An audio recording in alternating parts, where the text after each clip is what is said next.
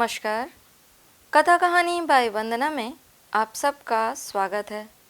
आज प्रस्तुत है दशानन का नाम रावण कैसे पड़ा और उसे शिव जी से चंद्रहास खड्ग की प्राप्ति कैसे हुई, इसकी कथा।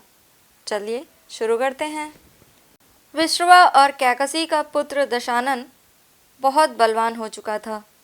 उसने कठोर तप द्वारा अनेक तरह के वरदान और शक्तियां अर्जित कर ली थीं। अल्पायु में प्राप्त सफलता ने दशानन को अहंकारी और उद्दंड बना दिया। अहंकार के चलते एक दिन दशानन पुष्पक विमान में बैठकर कैलाश पर्वत के ऊपर से जा रहा था। सहसा उसका विमान ठहर गया। इसी बीच एक विशालकाय वृषभ उसके सामने प्रकट हुआ। दशग्रीव वृषभ बोला, यह पावन प्रदेश भगवान शंकर के अधीन है। वह इस समय अपनी पत्नी के साथ हैं। तुम अपनी दिशा बदलकर दूसरी ओर से चले जाओ। मूर्ख, मुझे रोकने वाला तू कौन है? दशानन ने क्रोध में कहा। मैं नंदी हूँ। वृषभ ने धीरे से उत्तर दिया। मैं महादेव जी का वाहन और उनका सेवक हूँ। उनके आदेश का उल्लंघन करना मृत्यु को निमंत्रण देने के समान है। तत्काल अपना मार्ग बदलो और यहाँ से चले जाओ।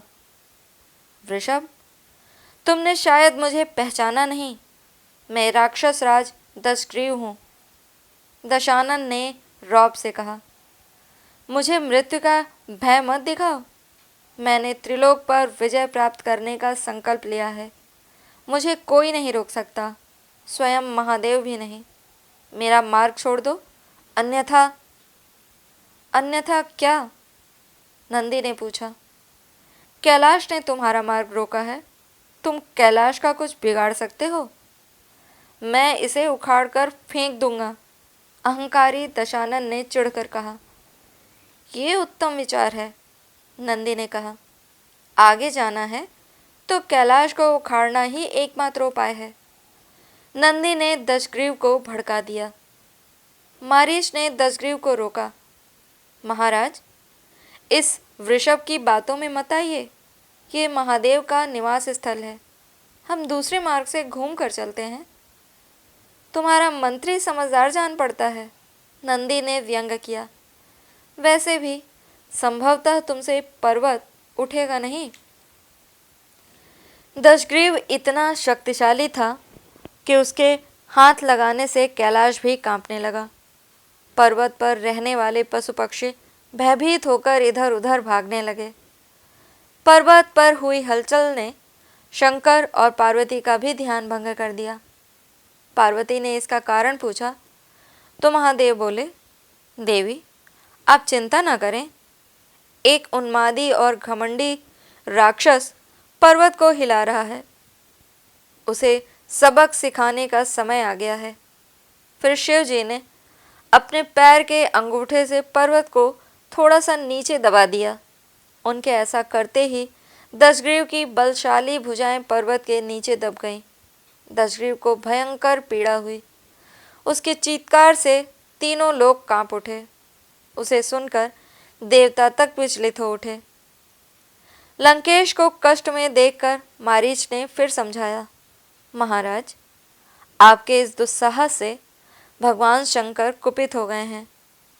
आप उनकी स्तुति कीजिए, क्योंकि अब वही आपकी रक्षा कर सकते हैं। दशानन का घमंड चूर हो चुका था।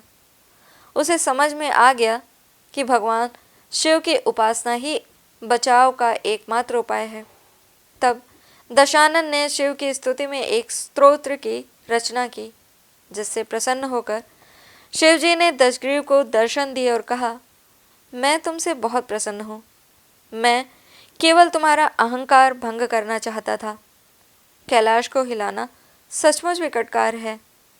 भुजाओं के दब जाने से तुम्हें अवश्य कष्ट हुआ होगा। उस क्षण तुमने त्रिलोक को प्रकंपित करने वाला चित्कार किया था। इसलिए मैं तुम्हें एक नया नाम देता हूँ, रावण। अब तुम निर्भय होकर कैलाश को पार करके जा सकते हो। मैं तुम्हें चंद्रहास नाम की दिव्य खड्ग भी प्रदान करता हूँ। शिव जी के दर्शन से रावण पुनः स्वस्थ हो गया। इस प्रकार अहंकारी दशानन का नाम रावण पड़ा और उसे शिवजी से चंद्रहास नामक खड्ग भी प्राप्त हुई।